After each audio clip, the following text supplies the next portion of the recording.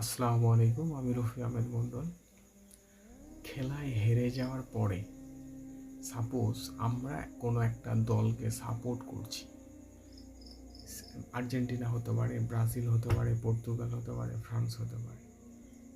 আমাদের সমর্থিত টিমটি যখন হেরে যায় তখন আমরা কান্নায় ভেঙে পড়ি, আমরা দুঃখ হতাশা আমাদের মনের মধ্যে কাজ করে এবং অনেকে সুইসাইড পর্যন্ত করে। তো একজন মানুষের শরীরের ভেতরে ও মস্তিষ্কে কি এমন পরিবর্তন হয় মানসিক, যার ফলে এমন হয়, সেটা আজ আমরা ভিডিওর স্লাইডের মাধ্যমে দেখব।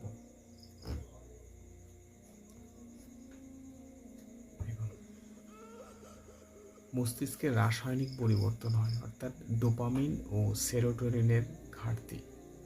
যখন আমরা কোনো টিমকে সাপোর্ট করি তখন আমরা কি করব, সেই টিমটা জিতুক, জয়ের আশা আমরা করি। ফলে এই যে আনন্দ, মস্তিষ্কে হাই লেভেলের ডোপামিন খরিত হয় এবং যখন সেই টিমটি হেরে যায় তখন এই ডোপামিনটা কি করে, সাডেন ড্রপ হতে থাকে, অর্থাৎ এর লেভেলটা কমে যেতে থাকে। ফলে মনের ভিতরে একটা গভীর শূন্যতা, হতাশা তৈরি হয়। তখন মেজাজ নিয়ন্ত্রণকারী হরমোন সেরোটোনিন মাত্রা কমে যাওয়ার ফলে মানুষের মধ্যে তীব্র বিষণ্ণতা, একটা মন খারাপের অনুভূতি আমাদের দেখা যায়। আচ্ছা, স্ট্রেস হরমোনের আধিক্য।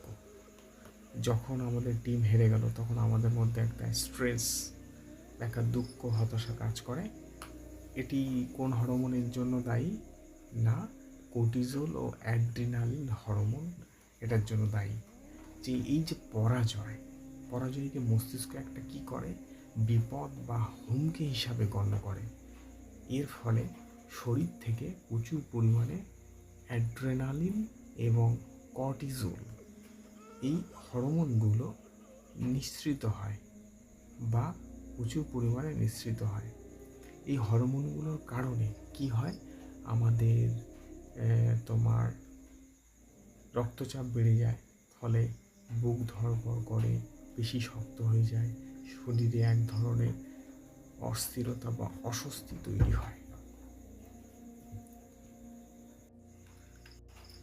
তারপরে কি হয় না, আমাদের মানসিক স্তরের সাইকোলজিক্যাল কনফ্লিক্ট, অর্থাৎ অ্যামিগডালা সক্রিয় হয় এবং যুক্তি লোপ পায়। দেখুন, মস্তিষ্কের আবেগ নিয়ন্ত্রণকারী একটা রয়েছে, সেটাকে বলা হয় অ্যামিগডালা।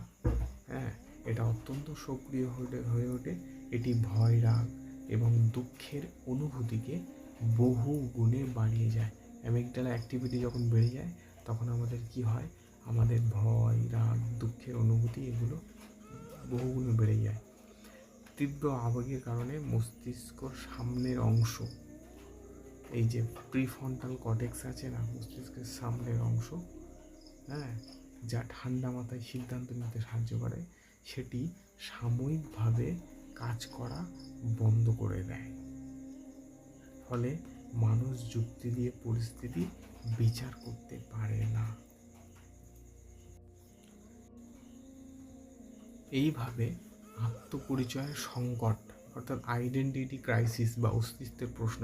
দেখুন, আমরা যে টিমকে সাপোর্ট করছি সেটা হেরে গেলে কি হয়, একজন মানুষ যখন তার সব কিছু দিয়ে কোনো খেলায় নিজের সবটুকু সময় এবং শ্রম ঢেলে দেয়, তখন তার অবচেতন মন কি করে, অবচেতন মন ধরে নেয় যে এই খেলাই তার পরিচয়, এইটাই তার আইডেন্টিটি। এবং হেরে গেলে মনে হয় নিজের অস্তিত্ব বা যোগ্যতা হারিয়ে ফেলেছে। তখন একটা মানসিক চাপের মধ্যে আমরা পড়ে যাই। ফলে আমরা তখন কান্নাকাটি করতে থাকি, খারাপ লাগে। এই সময় আমাদের কি দরকার ছিল, যে রিকভারি করার দরকার ছিল। রিকভারি কী করবো, যে আমরা সোশ্যাল সাপোর্ট, আমাদের বন্ধু বান্ধব, আত্মীয় স্বজন, তারা আমাদের সাপোর্ট করবে। ফ্যামিলি থেকে সাপোর্ট করা দরকার। হেলদি কাপিং, মানে ভালো ভালো জায়গায় টাইম দেয়া, ইমোশনাল রিকভারি, এটাই আমাদের দরকার ছিল। কিন্তু না, আমাদের এখন সোশ্যাল মিডিয়া বলুন, সব জায়গায় বলুন, যে ট্রল করে আমাদেরকে নিয়ে, যে ট্রল করে সে আমার বন্ধু হতে পারে, প্রতিবেশী হতে পারে, আত্মীয় স্বজন হতে পারে, বা আদার্স কোনো মেম্বার হতে পারে। তো ট্রল করা উচিত না, কারণ তার মানসিক খুব সে দুশ্চিন্তায় পড়ে যায়। হ্যাঁ, এইভাবে আমাদের ভেতরে একটা সাইকোলজিক্যাল চেঞ্জেস আসে, ফলে একটা সময় কী করে, সে কান্নায় ভেঙে পড়ে, এইভাবে কান্নাকাটি করতে থাকে। তো আশা করি ভিডিওটা ভালো লেগেছে। ভিডিওটা ভালো লাগলে লাইক করবেন, চ্যানেলে নতুন থাকলে সাবস্ক্রাইব করবেন। ইনশাআল্লাহ যদি বেঁচে থাকি আবার একটি নতুন ভিডিও নিয়ে আপনাদের সামনে হাজির হব। খুদা হাফেজ।